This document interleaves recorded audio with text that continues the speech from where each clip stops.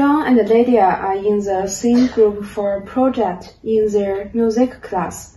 They're supposed to perform a piece of music they created with their instruments the next class.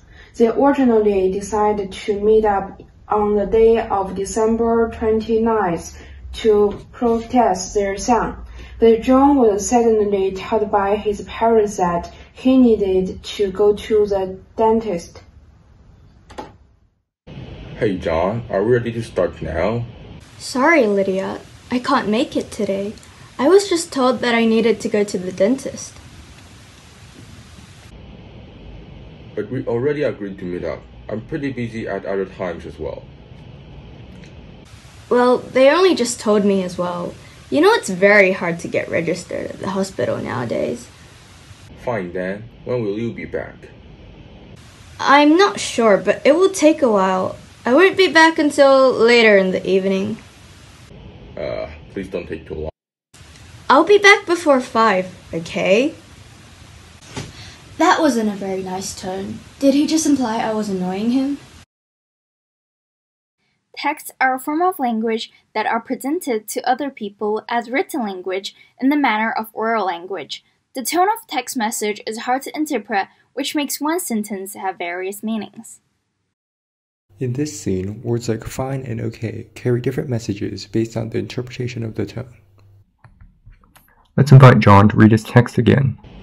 I'll be back before 5, okay? John might not mean to say that Lydia is being annoying, but the word okay and the question mark imply a negative connotation. A few words in a simple text may harm people if they do not think it carefully, and now let's move on. After returning from the dentist, John caught a cold and began to suffer from a severe fever. He wasn't able to talk. However, Lydia wants to stir a wise cow to better discuss. I'm back now, but I accidentally caught a cold on the way. My throat hurts a lot and I can't talk. I won't be able to make it tonight. About our group project. Well, I'm on a fever, sorry. But the first draft is due tomorrow. I have a lot of classes to worry about by then. So if we can get it out by tonight, we are gonna be in trouble. Is she forcing me while I'm sick? And threatening me as well? Can't she just try to understand me? What do you mean? This isn't something I can control. That's not what I meant. I was just hoping we don't have to do everything at the last minute. It would be a lot easier if we worked together. I'm really tired now. Please just let me go to sleep. He's not being responsible at all. Lydia merely noted that the deadline for the group project is nearing. However, this incited a strong reaction from John. The reason for this is the choice of words. Here, words like worry and trouble carry strong negative connotation, which can be interpreted in various ways. One way would be to take them as an urge to finish the work, but others may take this as an insult to the slow work. Again, the power of language is shown here. On the next day, Lydia began urging John about getting his part of the project done again. Lydia has classes for nearly the whole day and had to cancel a few plans because he was waiting for a time John was free and was starting to get annoyed. Come on, are you still not ready? I know. Just stop saying the same things over and over again.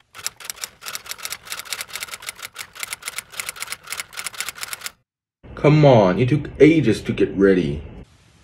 I know, just shut up already.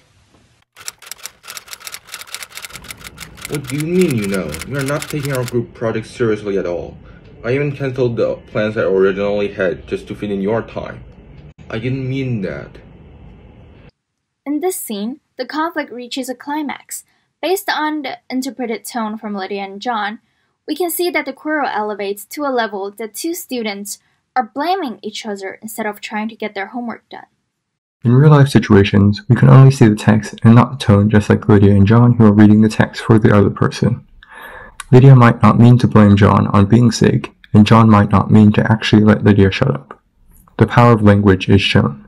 By using the phrase, come on, the receptor may think it has a negative connotation.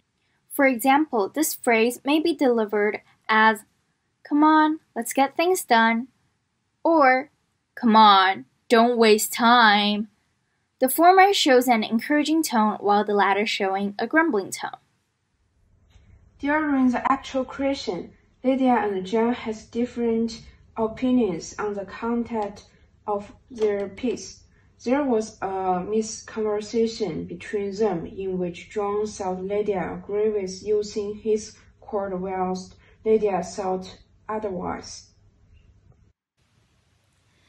Your part sounded very strange. It didn't fit in with the rhythm that I created. Well, I spent so much time on doing mine as well.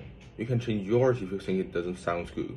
Why should I change mine? Yours is the one that sounded weird and out of tune.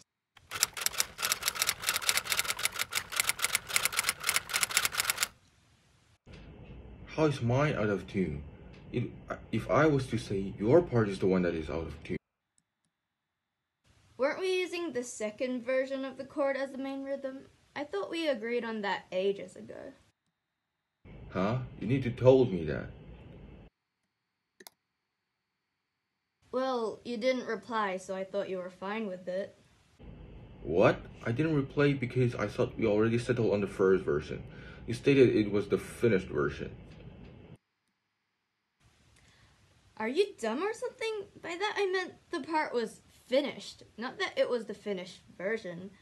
Why can't you even get these simple things right? Why does he have to talk like this? He's being so mean. I was clearly just using that as a random remark. It's her fault she didn't understand it. The conflict between the two people is still high here, both accusing the other of not doing good enough work. The context of this conversation creates chances for misunderstanding and misinterpretation.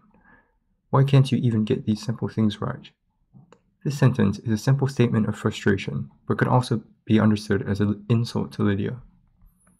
While texting to another person or even posting things online, we need to consider how the phrasing will make other people feel and what interpretation they might receive from this kind of message. Due to the power of written language and the variety of its interpretations, people need to be fully aware that they might misinterpret others' words and vice versa.